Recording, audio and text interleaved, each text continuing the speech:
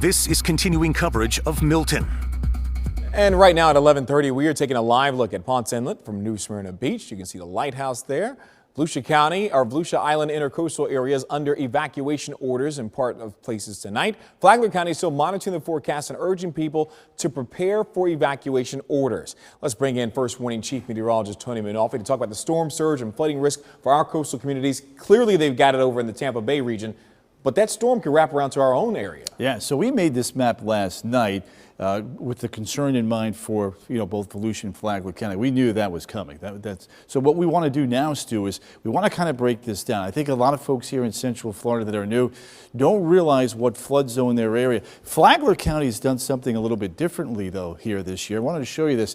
This is what they call their potential hurricane evacuation zone. There's Belterre Parkway, Marineland, Sea Colony Drive, just to mention a couple locations, Palm Coast, and then Island Estates Parkway. Then farther to the south, that evacuation zone extends south along 95 to John Anderson Highway, Flagler Beach, A1A, Beverly Beach. Of course, we continue to monitor US 1.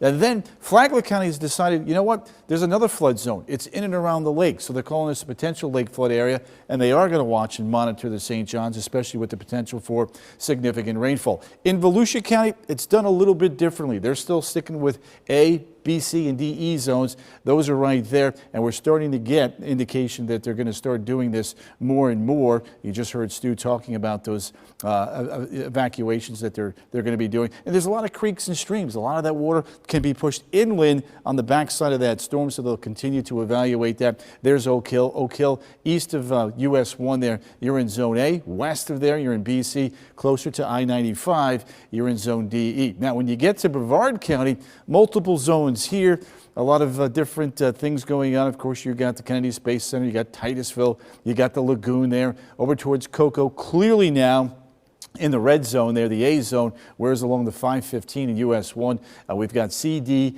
and E. That extends farther to the south here into Melbourne, down towards Melbourne Beach, and over towards Broadview Drive. And last but not least, Cam, Floridana Beach is in the A zone. Mico right now, we have portions in the E zone and portions in the D zone. With more on that storm surge, I want to send it over to Cam based on the latest 11 o'clock update. Cam? That's right. It's really important to know that evacuation zone or what zone you're in, because we are expecting coastal flooding and storm surge as well.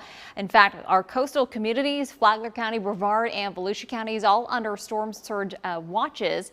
On the Gulf side, though, we are under storm surge warnings. You can definitely see why when I show you the storm surge forecast map. So the worst of the storm surge with this system will definitely be on the Gulf side. You can see Tampa Bay could see 15-foot storm surge. That is way higher than what they got with Helene, and what they got from Helene was already historic.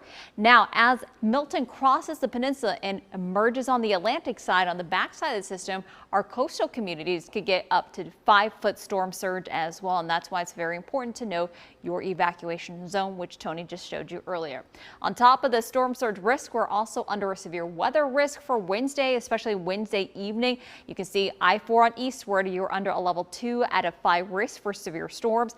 To the north at level 1 out of 5 risk, meaning we could see 1 or 2 spin-ups there, with Milton making landfall, expected to make landfall late Wednesday night into the wee early morning hours of Thursday.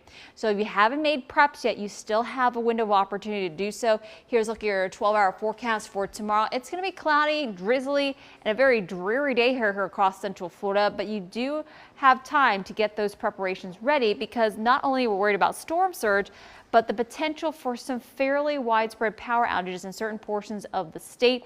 I'll go county by county in about 10-15 minutes and show you those impacts for you, especially for folks along the I-95 corridor and out west. I'll have a look at your neighborhood forecast coming up.